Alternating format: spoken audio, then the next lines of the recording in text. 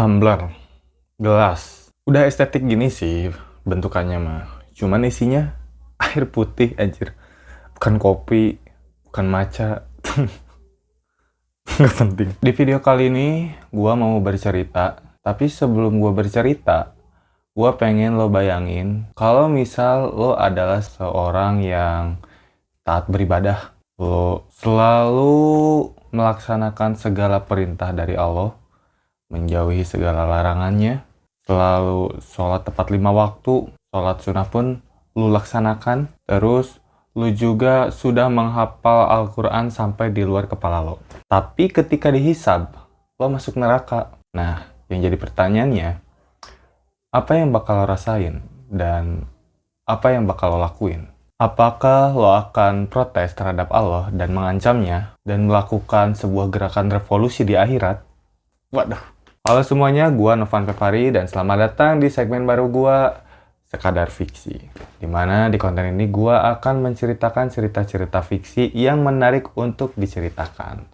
Dan konten ini bisa jadi teman makan kalian, bisa jadi teman tidur kalian, bisa jadi teman cuci piring kalian, atau teman kegiatan apapun yang kalian lakukan saat ini. BTW, khusus di segmen Sekadar Fiksi ini, gua nggak akan pakai skrip. Jadi, gua akan freestyle sambil gua belajar storytelling. Jadi, mohon maaf kalau misalkan cara pengucapan gue itu banyak belibetnya, terbata-bata, nggak rapi, dan nggak terstruktur.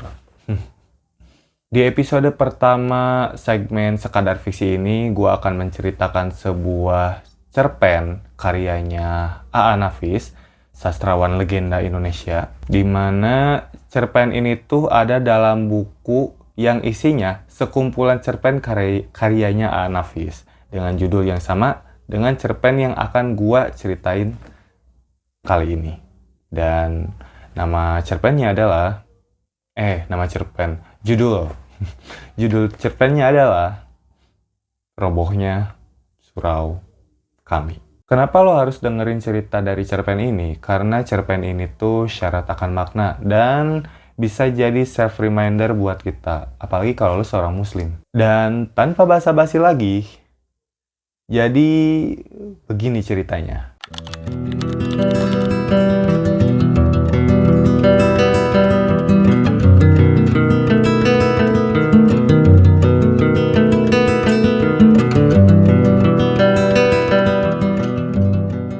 Di sebuah perkampungan dekat pasar, terdapat sebuah surau tua yang di depannya ada kolam ikan dan dijaga oleh seorang garin. BTW, surau itu istilah dari Sumatera untuk menggambarkan masjid kecil atau musola. Dan garin itu marbotnya, penjaganya. Nah, garin ini adalah seorang pria tua. Di ceritanya nggak disebutin siapa namanya, tapi orang-orang di kampung manggil dia kakek. Dan si kakek ini orang yang sangat taat sekali beribadah. Nah, si kakek hidup dari sedekah yang dia dapat dari seminggu sekali dari Jumat Berkah, 6 bulan sekali dapat 1/4 hasil pemungutan ikan mas di kolam ikan, dan setahun sekali dari zakat fitrah.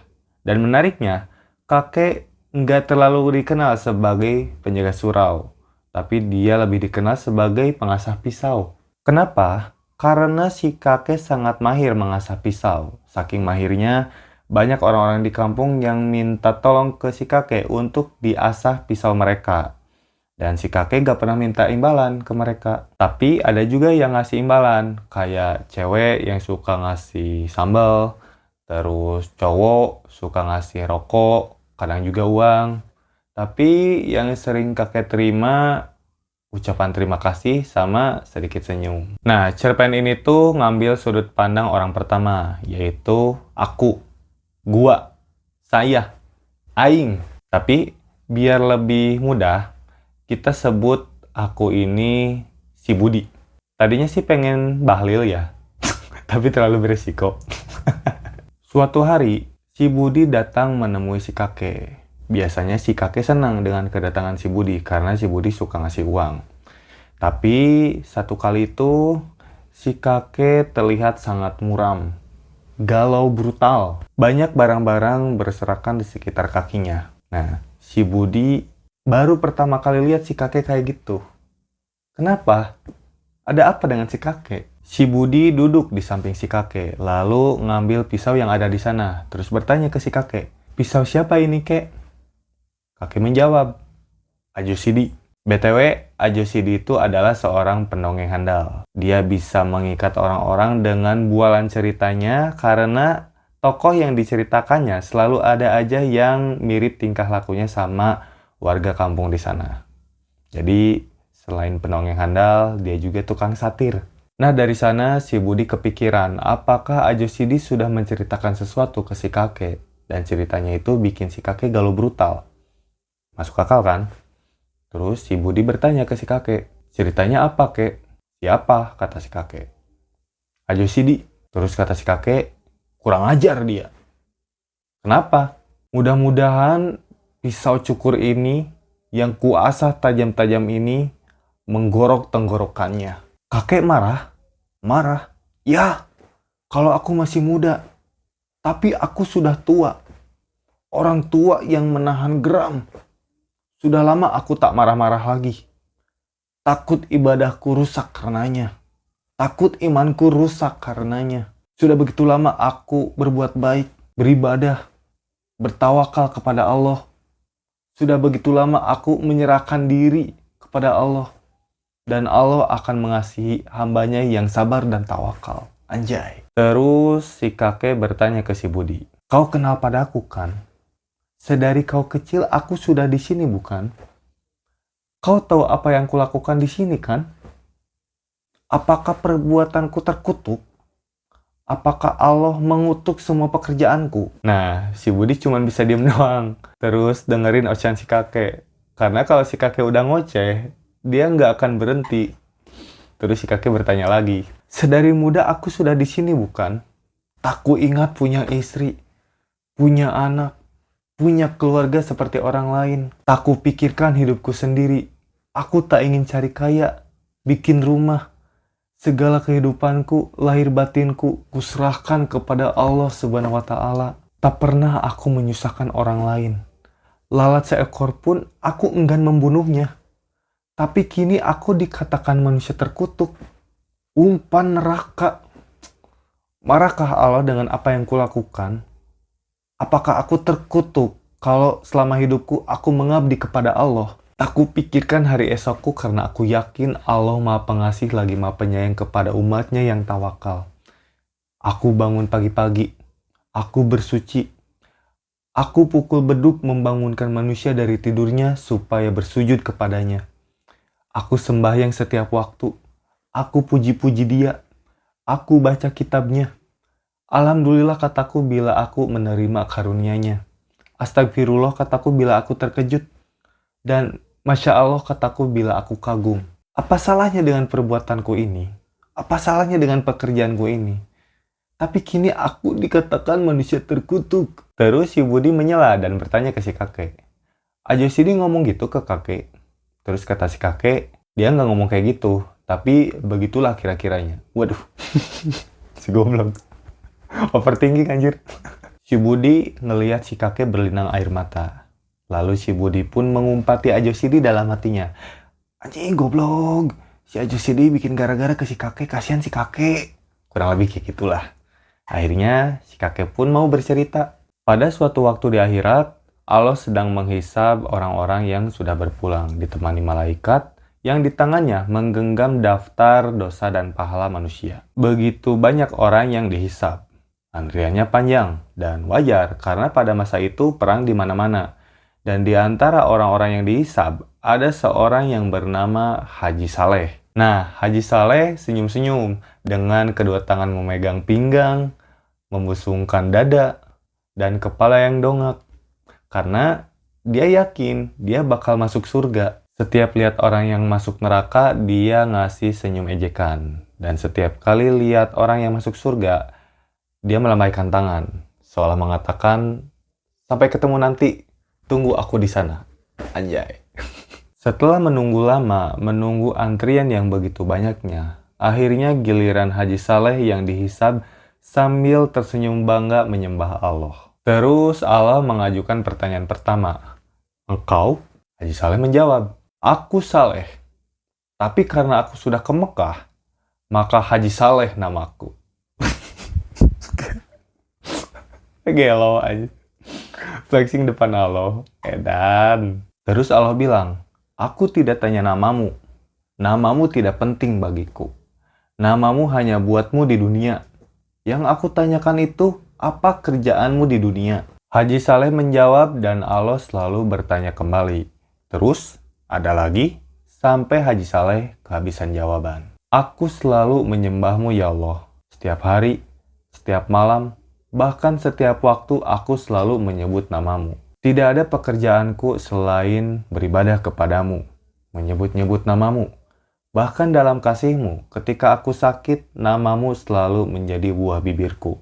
Dan aku selalu berdoa, mendoakan kemurahan hatimu untuk menyadarkan umatmu. Terus, ada lagi? Nah, Haji Saleh udah gak bisa ngomong apa-apa lagi, karena dia ngerasa dia udah menceritakan segalanya. Tapi, dia sadar kalau Allah pasti nggak asal bertanya. Pasti ada yang belum dia katakan. Tapi Haji Saleh benar-benar udah mentok. Dia ngerasa udah menceritakan segalanya. Dia nggak tahu harus ngomong apa lagi. Nah, dari situ api neraka tiba-tiba menyambar Haji Saleh. Ngasih kehangatan ke Haji Saleh. Dan Haji Saleh pun menangis. Dan Allah masih bertanya lagi. Terus? Ada lagi?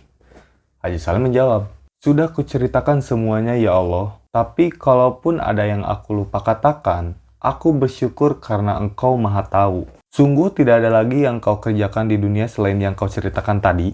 Iya, sudah kuceritakan semuanya ya Allah. Oh, kalau begitu, masuk kamu ke neraka. Malaikat pun dengan sigap menjewer Haji Saleh ke neraka. Haji Saleh bingung, kenapa dia dimasukkan ke neraka? Dan lebih bingungnya lagi, lebih kagetnya lagi, ternyata di neraka banyak teman-temannya di dunia yang ibadahnya tidak kurang dari Haji Saleh. Bahkan ada salah seorang yang udah 14 kali ke Mekah dan bergelar syekh. Nah, Haji Saleh mendekati mereka dan bertanya, kenapa mereka dimasukkan ke neraka? Tapi sebagaimana Haji Saleh, mereka juga bingung. Kenapa mereka dimasukkan ke neraka? Mereka juga nggak ngerti. Nah, Haji Saleh misu-misu. Bagaimana dengan Tuhan kita ini? Bukankah kita disuruh taat beribadah? Dan itu semua sudah kita kerjakan di dunia selama hidup kita. Tapi kenapa kita malah dimasukkan ke neraka? Ini nggak adil. Teman-teman Haji Saleh mengiyakan ucapan Haji Saleh. Iya, benar. Ini nggak adil. Kita juga heran. Kok kenapa kita dimasukkan ke neraka? Terus Haji Saleh ngasih usul. Kalau begitu, kita harus minta kesaksian atas kesalahan kita. Kita harus mengingatkan Allah kalau dia sudah hilaf memasukkan kita ke neraka. Wah, benar tuh, benar. Terus ada yang celetuk. Kalau Allah tidak mengakui kehilafannya, bagaimana? Terus kata Haji Saleh, kita protes. Kita resolusikan. Terus ada yang celetuk. Bagaimana kalau kita revolusi juga? Waduh. Anjir, revolusi di akhirat, gelo. Haji Saleh menjawab, wah tergantung tuh. Yang penting sekarang mari kita berdemonstrasi menghadap Allah. Gelo. Terus ada yang ngomong, wah cocok sekali. Waktu di dunia dulu, dengan demonstrasi banyak yang kita peroleh. Setuju. Mereka bersorak ramai. Lalu mereka berangkatlah menghadap Allah. Allah bertanya, kalian mau apa? Haji Saleh sebagai pemimpin dan juru bicara maju ke depan dan memulai pidatonya. Oh ya Allah, ya Tuhan kami yang maha besar. Kami yang menghadapmu ini adalah umatmu yang paling taat beribadah, yang paling taat menyembahmu. Kamilah orang-orang yang selalu menyebut namamu, memuji-muji kebesaranmu, mempropagandakan keadilanmu, dan lain-lain. Kitabmu kami hafal di luar kepala kami, tak sesat sedikit pun kami membacanya. Akan tetapi, ya Allah ya Tuhan kami yang Maha Kuasa, setelah kami Engkau panggil kemari, Engkau memasukkan kami ke neraka. Maka sebelum terjadi hal-hal yang tidak diinginkan, maka di sini atas nama orang-orang yang cinta kepadamu, kami menuntut agar hukuman yang Engkau jatuhkan kepada kami ke neraka untuk segera dicabut dan angkat kami ke surga, sebagaimana yang Engkau telah janjikan dalam kitabmu. Ngeri ya? Gak berani anjir. Terus Allah bertanya ke Haji Saleh, kalian di dunia tinggal di mana? Kami adalah umatmu yang tinggal di Indonesia, ya Allah ya Tuhanku. Jawab Haji Saleh. Oh, di negeri yang tanahnya subur itu bukan? Yang tanahnya maha kaya raya itu bukan? Yang penuh oleh logam, minyak, dan berbagai bahan tambang lainnya bukan?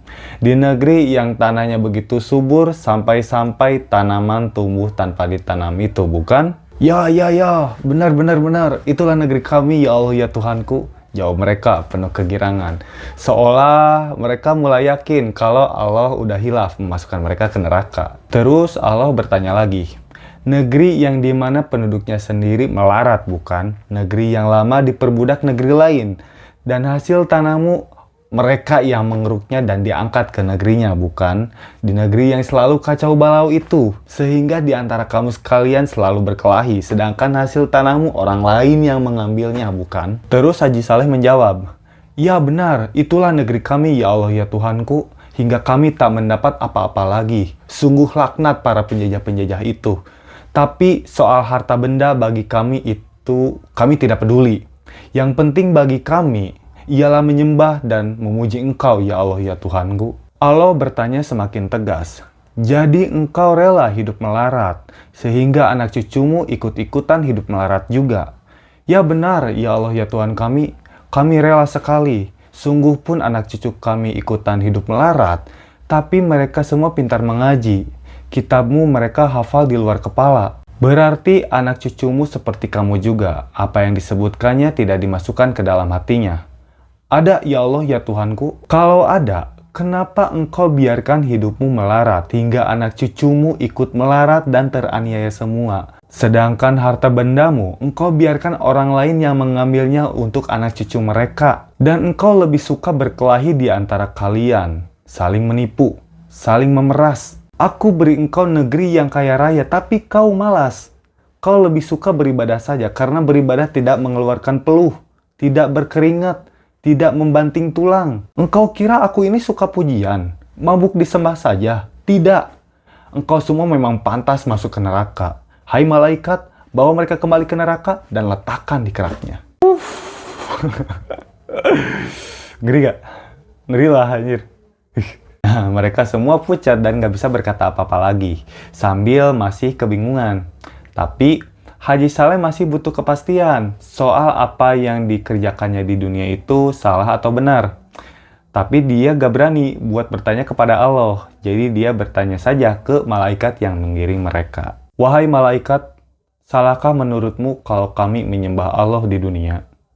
Terus malaikat jawab, tidak. Ibadahmu tidak salah. Kesalahanmu adalah kamu terlalu mementingkan dirimu sendiri. Kamu takut masuk neraka karena itu kamu taat beribadah. Sampai kamu melupakan kehidupan kaummu sendiri. Melupakan anak istrimu sendiri. Sehingga mereka kocar-kacir, teraniaya, dan melarat di dunia selamanya. Itulah kesalahan terbesarmu. Terlalu egois. Padahal di dunia itu kamu berkaum, bersaudara. Tapi kamu tidak memerdulikan mereka sedikit pun. Itulah kesalahanmu. Begitulah cerita Ajo Sidi yang didengar sama si kakek, yang membuat si kakek jadi termenung, galau brutal, dan overthinking. Nah, keesokan harinya si Budi baru bangun tidur, dan istrinya bertanya kepada si Budi, kenapa nggak melayat? Terus si Budi bertanya balik, emang siapa yang meninggal? Kakek. Si Budi kaget kan? Hah? Kakek? Iya, kakek. Kakek ditemukan meninggal tadi subuh, dengan keadaan yang mengerikan sekali. Dia menggorok lehernya dengan pisau cukur. Si Budi berpikir ini pasti ulah Ajo Sidi karena sudah menceritakan cerita yang sangat mengerikan ke si kakek. Nah, si Budi pun bergegaslah ke rumahnya Ajo Sidi. Tapi di rumahnya cuma ada istrinya doang. Karena Ajo Sidi sudah pergi bekerja. Nah, begitulah kira-kira cerita dari cerpen Robohnya Surau Kami. Jujur, gua pertama kali dengar cerita cerpen ini tuh dari kontennya Ferry Irwandi yang berjudul Robohnya Surau Kami. Dari situ gue tertarik lah untuk mencari cerita versi lengkapnya. Meskipun yang gue dapat di internet tuh versi bajakan ya. Jadi jangan ditiru lah. Tapi gue sangat merekomendasikan Bapak Ibu semua buat membaca versi lengkapnya. Karena versi lengkapnya itu ceritanya lebih detail. terus lebih berkesan, dan setiap kata-kata atau tulisannya tuh terasa sangat indah. Sebelum mengakhiri video ini, gua yakin Bapak Ibu semua bisa menangkap isi, pesan, dan makna yang disampaikan sama Anafis dalam cerpen Robohnya Surau Kami ini. Karena cerpen Robohnya Surau Kami ini dikemas secara sederhana, tetapi penuh makna dan kritik atas kehidupan manusia. Padahal itu dibikin tahun 1951, tapi masih terasa sangat relevan dan relate di zaman sekarang ini. Gila gak sih? Manusia berlomba-lomba untuk memenuhi kepentingannya sendiri. Bahkan dalam masalah agama, manusia menjalankan ibadahnya dengan baik dan taat hanya karena ingin masuk surga. Mereka memuji Tuhannya tidak lagi dengan hati yang tulus karena mencintainya, melainkan hanya karena ingin memperoleh pahala dan dimudahkan jalannya untuk masuk surga. Sangat mengenaskan sih, dan memprihatinkan juga. Tapi itulah kenyataannya yang ditangkap sama Anafis. Gua harap sastrawan-sastrawan Indonesia di zaman sekarang ini bisa bikin karya yang masterpiece kayak Robohnya Surau Kami. Atau mungkin bisa melebihi karyanya Anafis ini. Ya gua akan selalu percaya dengan kemungkinan-kemungkinan itu sih. Karena setelah gua bertemu sama kenalan-kenalan, teman-teman baru yang bergelut di bidang sastra ini, gua melihat mereka tuh keren-keren. Dan gua percaya potensi masyarakat Indonesia di bidang sastra ini nggak akan pernah habis. Ya mungkin segitu dari gua, semoga apa yang gua share ini ada manfaatnya. Sampai ketemu di video selanjutnya. Jangan lupa subscribe. Bye-bye.